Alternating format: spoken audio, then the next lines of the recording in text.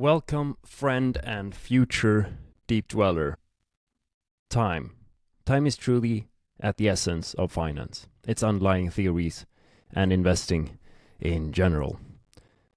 It is also deeply embedded in our everyday lives and the choices we make.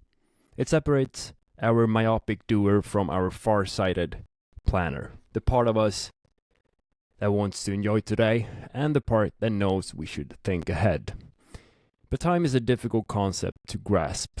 So before diving into how finance treats it, let us take a moment to ask, what is time? Or at least, what do I mean when I say time? Well, time is a dimension in which events occur in sequence. Think of events playing out on a stage, always ticking forward, the same for everyone in chronological order. This is the common sense view of time. It flows at a constant rate, is universal to all observers, and acts as a fixed, neutral backdrop. This is the Newtonian view of time from classical physics, and it's also the view that underpins finance and economics. But time, according to Einstein, is not absolute. It's relative. It flows differently depending on your speed and the gravitational field you are in. The faster you move, or the closer you are to a massive object, the slower time flows. And then there is quantum mechanics, where time becomes even more elusive, and some even debate whether it's fundamental at all. These perspectives are incredibly interesting, and they challenge our intuitive understanding of time. But for the purpose of this exercise, and for finance frankly, they do not add much practical value. So while they are worth appreciating, we will set them aside and stick with the more common sense notion of time, the constant, linear, and shared by everyone. Also, to be honest, it is way outside my expertise and I do not fully understand it, so I'll not pretend to. So let us now shift from physics back to finance and look at how this common sense version of time, linear, fixed, and objective, actually shows up in financial models. So in finance, time becomes a mathematical input. Specifically, it is used to calculate the time value of money, a foundational principle that says $1 today is worth more than $1 tomorrow. Why? Because the dollar today can be invested, and because the future is uncertain. So the logic is embedded in virtually all valuation models. The most common example is the discounted cash flow model, where the value of a company is estimated by projecting its future cash flows and discounting them back to the present using a fixed discount rate. The formula assumes time flows evenly, the discount rate is constant, future cash flows are knowable, and most importantly, everyone sees time the same way. So in theory, it's clean. In practice, it's more complicated. Because while finance treats time as objective and consistent, humans do not experience time that way at all, especially when making decisions that involve trade-offs between today and tomorrow. This is where hyperbolic discounting enters the picture. So unlike the exponential discounting assumed in DCF models, where we value $100 in 1 year slightly less than $100 today, hyperbolic discounting reflects how humans disproportionately favor the present. So we are not just impatient, we are inconsistently impatient. In more formal terms, hyperbolic discounting demonstrates what is known as present bias. So more specifically, the rate at which an outcome is discounted over time decreases as the time horizon gets longer. In other words, we discount the near future much more heavily than the distant future. This is often attributed to changes in how we perceive or value outcomes depending on when they occur. So for example, many people would rather have $100 today than $110 tomorrow. But when asked to choose between $100 in 30 days versus $110 in 31 days, they are happy to wait the extra day. So this shift in preference, depending on when the choice occurs, reveals that we do not apply a constant discount rate. We apply a higher one for the near term and a lower one later on.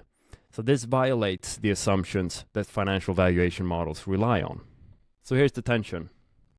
Finance assumes we are living in Newtonian time with exceptional patience, but in reality we are living in human time, with inconsistent and hyperbolic impulses. This matters a lot for investment decision making because the models may say one thing, but the people making those decisions, the fund managers, executives, and analysts, may behave very differently. So short-term pressure, anxiety, overconfidence, or simply the desire for immediate reward can override long-term valuation logic, and yet we keep using the same neat formulas.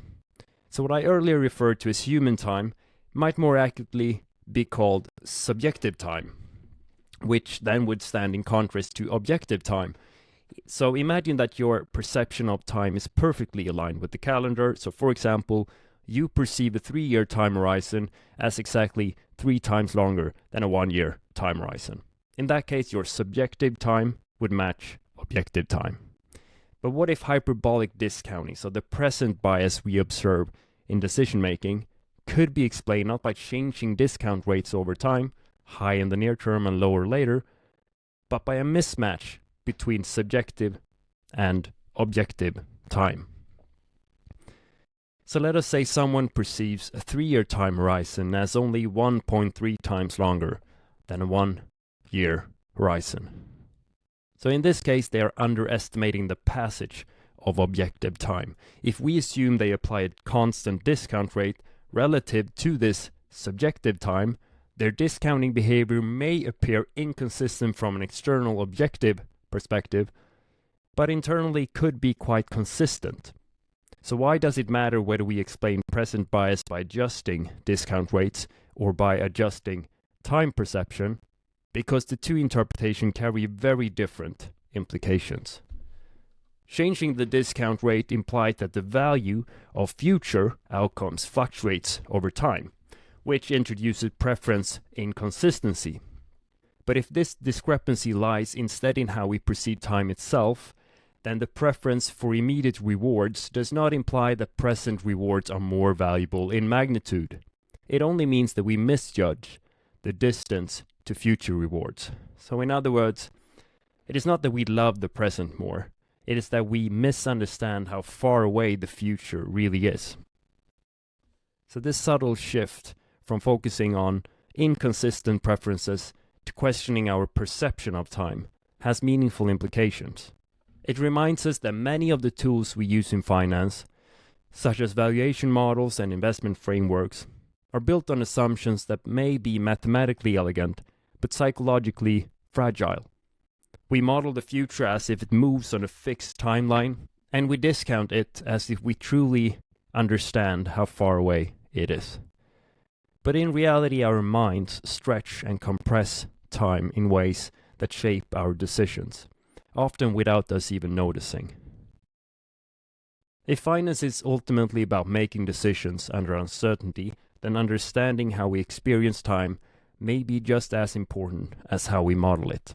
And as always, if you enjoyed this episode, please consider sharing it with someone who might appreciate a fresh take on how we think about finance, accounting, and investment theory.